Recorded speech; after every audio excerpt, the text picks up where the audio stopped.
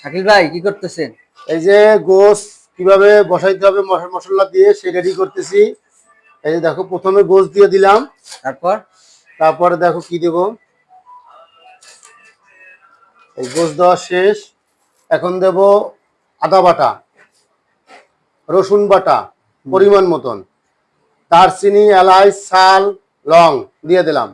এখন এই যে পেঁয়াজ দিলাম, তারপরে এই যে কাঁচামরিচ দিলাম। এই যে এই রান্না কার কাছে শিখছেন আপনি? এটার মেলা কাহিনী আছে ভাই, ইতিহাস আছে।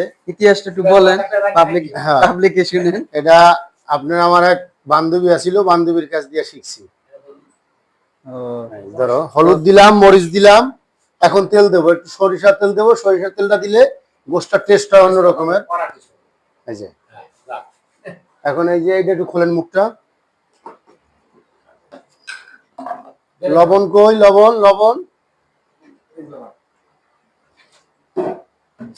লবণ দেবো পরিমাণ মতন, স্বাদ মতন লবণ। হ্যাঁ পরিমাণ মতন হবে, বেশি দিলে আবার বেশি পড়ে গেছে, বেশি পড়ে গেছে, সব দেওয়া যাবে না। এই যে দিলাম লবণ। এই যে এখন মাখাই দিব, যত মাখাবো তত স্বাদ হবে। হ্যাঁ বুঝতে পারছি ভাই। এইভাবে আপনারা রান্না করবেন, সবাই বাসায় শিখে রাখেন, রান্নাটা কাজে লাগবে। যখন কেউ বাসায় থাকবে না তখন আর হোটেলে যেয়ে খেতে হবে না, নিজে নিজে রান্না করতে পারবেন চেষ্টা করলে। সেটা ঠিক আছে ভাই, আমি জানি ছেলেদের বাবুর্চি থাকে ছেলেরা, ইনশাআল্লাহ আপনার বাবুর্চি যে মেয়েরা, এটা তো না। আমি 400 লোক পর্যন্ত রান্না করে খাওয়াইছি। আমার আর এক বড় ভাই আছে বাবুর্চি, এর সাথে মাঝে সাঝে যায় ট্রেনিং দেই। হ্যাঁ আছে, মহিলাই প্রথম ফার্স্ট। তারপরে আমাদের সোহাগ ভাই আছে, এও ভালো রান্না করতে পারে। হ্যাঁ সোহাগ ভাই ভালো রান্না করতে পারে।